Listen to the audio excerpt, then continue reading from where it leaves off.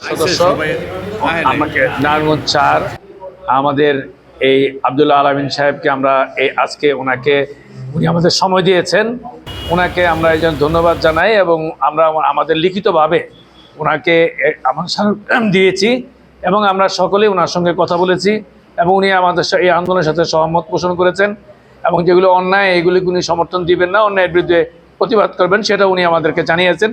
জনগণের যেখানে অসুবিধা হবে, জনগণের যেন মৌলিক অধিকার লঙ্ঘিত হবে, উনি সেখানে জনগণের পক্ষে মৌলিক অধিকার পক্ষে থাকবেন, এটা প্রকাশ করেছেন এখানে।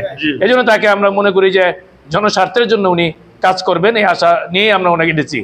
আমরা শুধু বলবো আজকে যে প্রিপেড মিটার এটা জনগণ চায় না, জনগণের কোনো উপকার হবে না, গ্রাহকদের কোনো উপকার হবে না।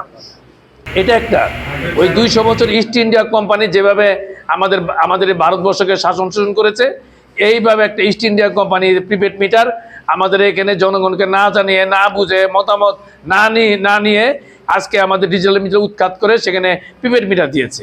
এই প্রিপেড মিটারের কারণে আমাদের আর্থিকভাবে ভোগান্তি হবে এবং কারিগরি এবং প্রাকৃতিক যে কোনো কারণেই আমাদের দুর্যোগের সীমা থাকবে না। এটা একটা গলার কাটা হয়ে যায় আমাদের জন্য একটা। এই জন্য জনগণ এই প্রিপেড মিটার চাচ্ছে না।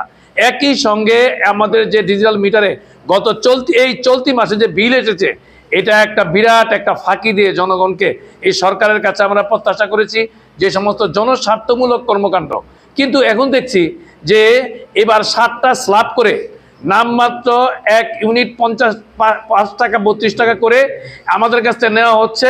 300 ইউনিটের পরেই আমাদের কাছ থেকে নেওয়া হচ্ছে 18 টাকা 50 পয়সা। ফলে এতে করে আমাদের যে 1000 টাকা বিল দিতেন, 1100 টাকা বিল দিতেন, এখন এই মাসে আমাদের বিল দিতে হচ্ছে প্রায় 4000 টাকা, 4 গুণ বেড়ে গেছে।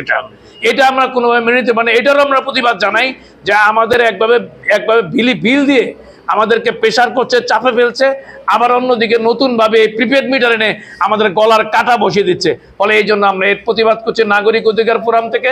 আমরা এর প্রতিবাদ জানাই, আমরা যতক্ষণ পর্যন্ত এই প্রিপেড মিটার বাতিল না হবে ততক্ষণ পর্যন্ত নাগরিক অধিকার ফোরাম, নারায়ণগঞ্জের সমস্ত পাড়া মহল্লা পঞ্চায়েত সবাই মিলে আমরা এটাকে প্রত্যাহার করেছি, এটাকে আমরা বাতিল করে চাইছি। আমরা মাননীয় এমপির কাছে এই বিষয়টি অবগত করতে এসেছি। ধন্যবাদ।